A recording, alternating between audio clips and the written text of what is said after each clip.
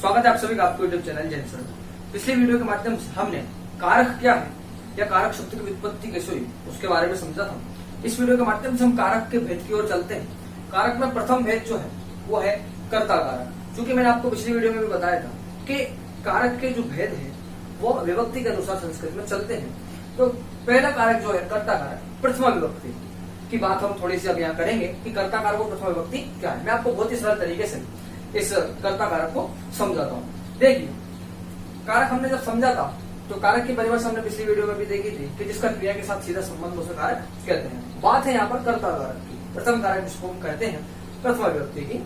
तो संस्कृत में कर्ता कारक की परिभाषा क्या बताई गई है कि प्रातिपदिकार्थ लिंग परिमाण वचन मात्रे प्रथमा, जो कि मैंने यहाँ लिख रखी है, आप देख सकते हैं। प्रातिपदिकार्थ लिंग परिमाण वचन मात्रे प्रथमा। देखिए क्या होता है इसका अर्थ समझते हैं। सबसे पहले हम इसके स्टेप बना लेते हैं। पहली प्रातिपदिकार्थ, दूसरा लिंग, तीसरा परिमाण, चौथा वचन मात्रे प्रथमा।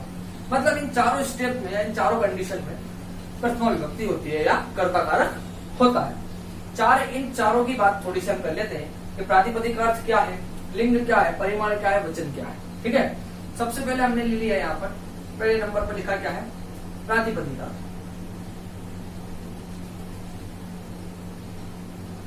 ठीक है, दूसरे नंबर पर हम ले लेते हैं लिंग,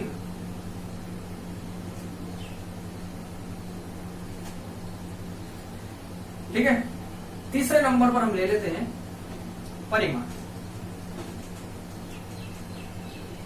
और चौथे नंबर पर यहां पर लिखा हुआ है वचन। इन सभी के अंतर्गत प्रथमा विभक्ति कर्ता कारक होता है। ठीक है, सबसे पहले हम समझते हैं प्रातिपदिकार्थ क्या है, फिर लिंग, फिर परिमाण और फिर वचन। प्रातिपदिकार्थ का मतलब है कि किसी भी शब्द की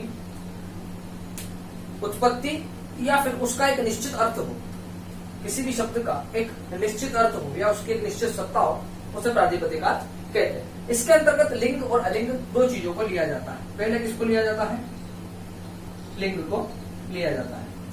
लिंग के अंतर्गत हम तीनों लिंगों को ले लेते हैं, जैसे पहला पुल्लिंग, दूसरा स्त्रीलिंग और तीसरा नपुंसकलिंग। उदाहरण के तौर पर देखते हैं, पुल्लिंग हमने ले लिया कृष्ण, स्त्रीलिंग में हमने ले लिया श्री, नपुंसकलिंग में हमने ले लिया जैसे ज्ञानम। तो इनके एक निश्चित अर्थ है इन शब्दों का, इसलिए प्रातिपदिक अर्थ में लिए जाते हैं। ठीक है, तो यहाँ पर भी प्रथमा विभक्ति कर्ता कारक होता है। दूसरा भी यहाँ पर लिया जाता है प्रातिपदिक अर्थ के अंदर अलिंग। क्या लिया जाता है, अलिंग।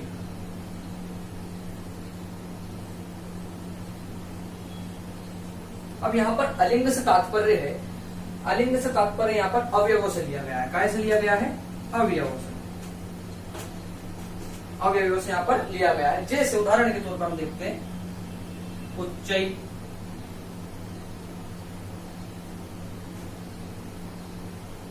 निश्चय, ये अवयव के ये अवयव है। तो प्रातिपदिक अर्थ का मतलब क्या है कि शब्द का एक निश्चित अर्थ हो। दूसरी बात, इस शब्द का निश्चित अर्थ दो तरीके से यहाँ पर लिया गया है, पहला लिंग, दूसरा अलिंग। लिंग की बात करी गई तो स्त्रीलिंग, पुरुषलिंग और नपुंसकलिंग की बात करी गई है, और अलिंग की बात यहाँ पर किसके लिए करी गई है, अवयवों के लिए। अलिंग का मतलब यहाँ किससे लिया गया है, अवयवों से। तो अवयव कैसे, जैसे उच्चई, निश्चय आदि। इसके बाद बात करते हैं हम लिंग। पहले हमने प्रातिपदिकार्थ की बात करी, हम पूरी की पूरी परिभाषा के अनुसार ही प्रथमा विभक्ति को समझेंगे। केवल इन चार कंडीशंस में ही प्रथमा विभक्ति होती है। ठीक है, दूसरी बात है अलिंग की। अलिंग का मतलब क्या है, सॉरी लिंग की, लिंग का मतलब क्या है कि जब, लिंग का मतलब यहाँ पर यह लिया गया है कि एक किसी भी शब्द का निश्चित लिंग ना हो। मतलब यहाँ पर ऐसे शब्द को लिया जाता है जिसका द्विलिंगी और त्रिलिंगी भी होता हो। जैसे उदाहरण के लिए हम एक शब्द ले लेते हैं तट, तो ये पुल्लिंग है, तटी, यही इसका स्त्रीलिंग है। ठीक है, और तटम, ये इसका नपुंसकलिंग। तो ऐसा ही शब्द या ऐसे ही शब्द यहाँ पर लिए जाते हैं जो तीनों रूपों में चलते हैं या तीनों लिंगों में चलते, उसका कोई भी एक लिंग निश्चित ना हो। ठीक है, लिंग से मतलब यही है कि वो द्विलिंगी और त्रिलिंगी भी होना चाहिए। उसके बाद आता है परिमाण। परिमाण का मतलब होता है माप, ठीक है। परिमाण का मतलब क्या होता है? माप, वैल्यू। क्या हम किसी भी चीज को मापते हैं तो किस प्रकार मापते हैं, तो वो परिमाण। तो वहां पर भी कौन सी विभक्ति होती है? प्रथमा विभक्ति। जैसे उदाहरण के लिए हम देखते हैं,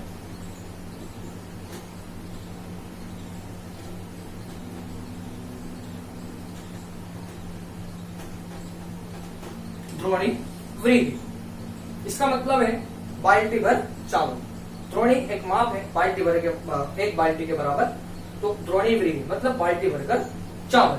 दूसरी चीज एक और आता है संस्कृत में, खारी, इसका मतलब है 16 बाल्टी के बराबर माप, ठीक है। 16 बाल्टी के बराबर माप, खारी को बोला जाता है 16 बाल्टी के बराबर। तो जहां पर भी परिमाण अथवा माप की बात करी जाती है तो वहां पर भी कौन सी विभक्ति होती है? प्रथमा विभक्ति होती है। कर्ता कारक वहां पर भी लगाया जाता है। उसके बाद चौथी और अंतिम बात है प्रथमा विभक्ति के अंतर्गत वचन। वचन का तात्पर्य यहाँ पर संख्या से लिया गया है। काय से लिया गया है? संख्या से। जैसे 1 2 3 इत्यादि, तो संख्या से माप लिया गया है, तो वहां पर क्या?